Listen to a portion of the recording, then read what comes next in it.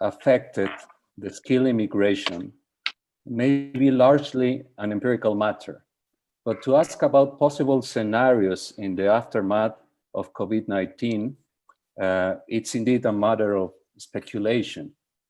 So this speculation may be moving across two main concerns. First, we should think about how we believe COVID is modifying the core of our experiences and conduct, including perhaps, of course, the experiences and conduct of those highly specialized workers who seek to emigrate.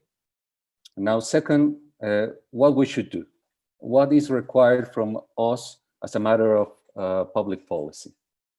Now, I hope it is not too controversial today to say that this kind of speculation may be in its own nature an interdisciplinary reflection. That is the reason that reflecting upon this kind of speculation has brought us together at the end. In this panel, some of the most remarkable specialists coming from several areas of expertise are going to show us their research around this matter. So before I give you the specialists today, let me say something about these two coordinates along which the speculation should be moving. And also how interdisciplinary reflection across them may be even possible. First, we often forget in social sciences that what makes possible to share knowledge across different disciplines and approaches around this kind of research, this kind of speculation, it's a common medium between these disciplines and approaches. This sort of common ground of reflection may be articulated by theoretical and philosophical disciplines. Now, I know what you are thinking. You are thinking perhaps that philosophers such as myself are often known for remarking the obvious. And these things that I just said may be obvious to you. But for educated guesses and speculation, it may be worth highlighting that philosophy contributes to this kind of research in two mind senses. First, it may help to develop and revise the sort of theoretical core that makes qualitative and quantitative research possible, but not only possible, but also intelligible and certain. The structure of this kind of research. For instance, structuralist, post-structuralist, and many other approaches may help us to understand how we should interpret, understand reality in order to frame problems, as much as philosophy of science also sanctions the kind of knowledge that quantitative studies should provide.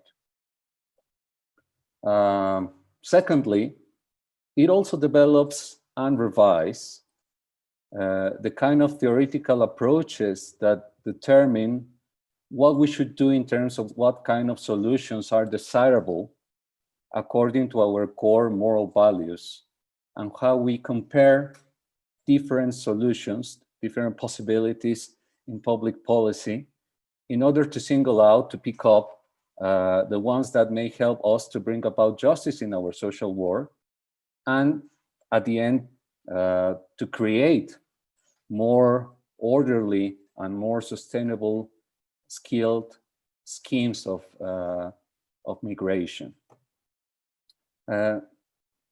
Now, the first kind of contribution is particularly important if we require a sort of phenomenology of worldwide events such as the pandemic, and how it has meaningfully changed human experience, including, of course, that experience of the highly specialized workers looking to migrate, that we are concerned today.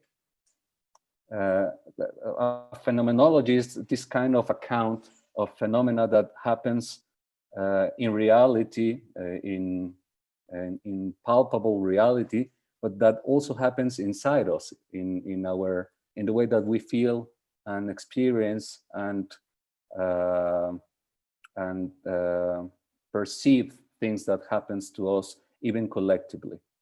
And the second kind of contribution is paramount if we need to speculate about what kind of policies we may envision in order, as I said, to bring about more orderly and sustainable skilled migration. Yet, it is important to say, perhaps regrettably, that philosophical disciplines are seldom taken into account in interdisciplinary studies of this kind.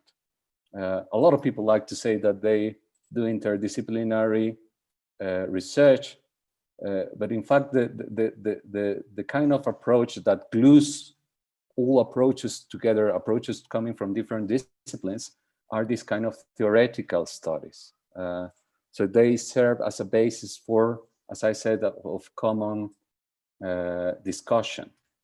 And in my experience in developing countries, although they have an important role in the design of many developed countries, design of policies, they don't play an important role in the academia and the scene of public policies in developing countries. So why is this? This is very strange. Perhaps it is one of those pernicious, I should submit, those pernicious effects of postcolonial effects in higher education, where members of developing countries are merely seen as well situated to study the empirical problems that happen to them, because they are happening to them, but they are not seen as well situated as members of developed countries, which are more seen as the kind of people who should study how to change the world. So, in fact, when we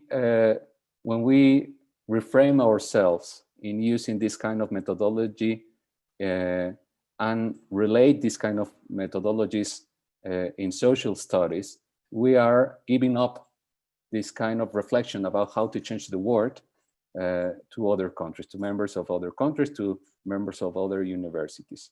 So maybe some of you can shed some light about this matter, which really confuses me.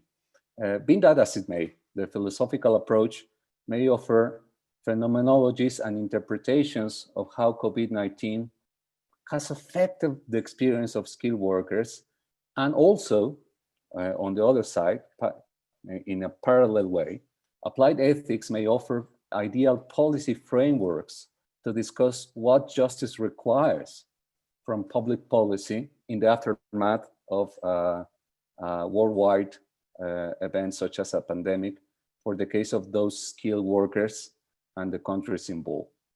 Just to conclude these brief remarks, I can mention at least two examples of this. First, regarding the shifts on experience that I mentioned around phenomenological studies, we have all seen an increase in the use of technologies of information and communication. Many people that we may know, or even ourselves, that have otherwise remained oblivious or at the margins of such technologies and their use in working settings, have the need to become proficient in this kind of technologies that actually we're using today. This may mean that closest space proximity is not longer regarded as needed for work environments of some skilled workers. So many people may use these technologies in the future not only to be recruited or to actually work in other countries without even leaving their countries of origin. But also, there are a vast literature about the pernicious effects of this kind of technologies. This kind studies claim that these kind of technologies may threaten autonomy, may hinder democracy, and that these technologies have the potential to manipulate our decision-making processes and takes us as commodities to sell to big corporations in the process. Now, in the second contribution, there are several policy proposals already in the literature about how to prevent certain detrimental effects of this kind of migration. Ethicists may disagree about whether it is overall beneficial or detrimental. As you may show in your presentation, there is a vast amount of evidence in both ways. But they also disagree about the reasonable scope of freedom of movement and freedom of employment. We obviously know that no freedom or right is absolute. So we need to know the kind of limits that this kind of freedoms may have in certain conditions, such as skilled immigration, and also the kind of coercion that is morally permissible when countries of origin have invested greatly in the training of these skilled workers. But almost all ethicists agree that there may be cases of net loss, cases where